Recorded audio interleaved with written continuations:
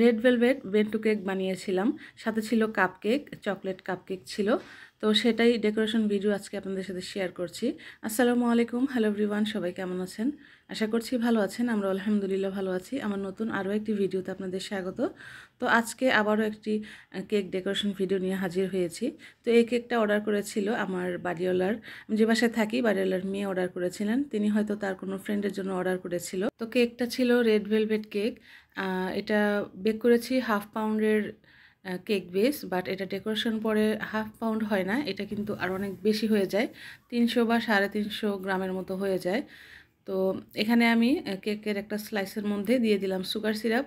ও আচ্ছা, আমি এটা এখানে টার্ন টেবিলের মধ্যে করছি, কারণ এটা তো বেন্টো বক্সে বসাবো একটা বেকিং পেপারের ওপরে দিয়ে, তারপরে বেন্টো বক্সের মধ্যে আমি বসাবো কেকটা।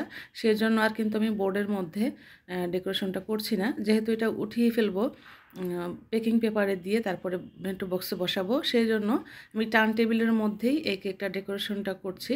তো সুগার সিরাপ দিয়ে হুইপ ক্রিম দিয়ে আমি স্প্রেড করে আবারও একটা লেয়ার দিয়ে, আবারও সুগার সিরাপ দিয়ে হুইপ ক্রিম দিয়ে স্প্রেড করে, তারপরে ফাইনাল লাস্ট লেয়ারটা দিয়েও কিন্তু আমি সুগার সিরাপ দিচ্ছি।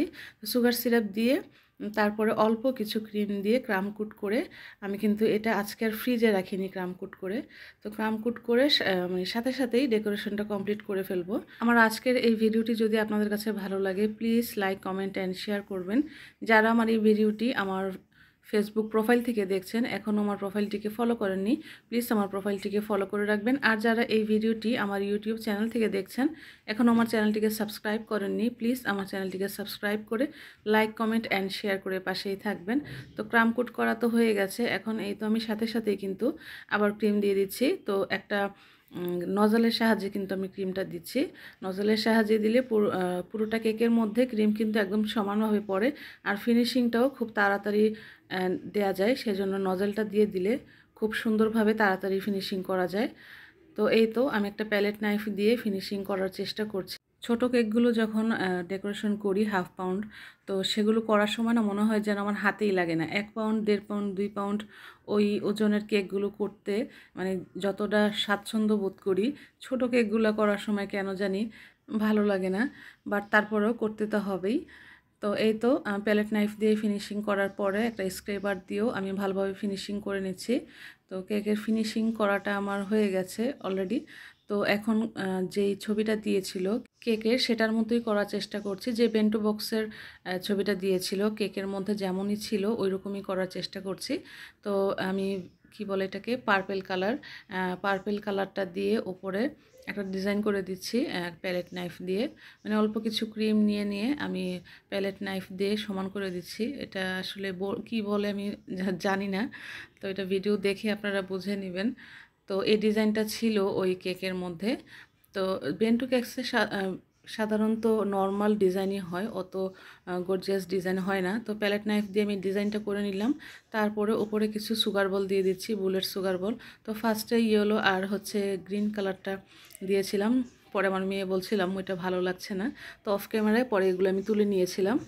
তো এই তো সুগার বল দিয়ে আমি কেকের ডেকোরেশনটা কমপ্লিট করব। তো কেকটা দেখতে কেমন হয়েছে অবশ্যই কিন্তু কমেন্ট করে জানাবেন। তারপরে অফ ক্যামেরায় আমাকে যেটা লিখতে বলেছিল কেকের মধ্যে সেটা লিখে দিয়েছি। আর এটা আমি একটা বেকিং পেপারের মধ্যে কেকটা উঠিয়ে নিব। তো প্যালেট নাইফটা আমি কেকের নিচে দিয়ে ঘুরিয়ে ঘুরিয়ে কেকটা ওঠানোর চেষ্টা করছি। তো বেকিং পেপারের মধ্যে কেকটা আমি দিয়ে রেখে তারপরে বেন্টো বক্সের মধ্যে রাখবো। তো এই কেকটার সাথে কিন্তু ছিল কাপ কেকস। তো এখানে 5টা কাপ কেকস দেওয়া যায় বেন্টো বক্সের মধ্যে, বাট আপু অর্ডার করেছিল 6 পিস। তো আরেকটা কাপকেক আমি কিভাবে দিব পরে মাথায় আসছিল না কিভাবে দিব। তো বাসায় যে পানি কালারের বক্সগুলো থাকে ছোট, যেগুলোতে করে আমি বাটার কিনে আনি, তো সেই বক্সের মধ্যে বাকি একটা কাপকেক আমি দিয়ে দিয়েছিলাম। তো কিছু করার নাই, কি আর করবো। তারপরে এই তো দেওয়া শেষ। আমি এখন তো বক্সটা আমি কস্টিপ দিয়ে সুন্দর করে ভালো করে আটকিয়ে দিচ্ছি। আর এখানে একটা আমি আমার আয়েশা নিতুস কিচেনের লোগো, স্টিকার লোগোগুলা লাগিয়ে দিচ্ছি। তো কেমন হয়েছে অবশ্যই কিন্তু কমেন্ট করে জানাবেন।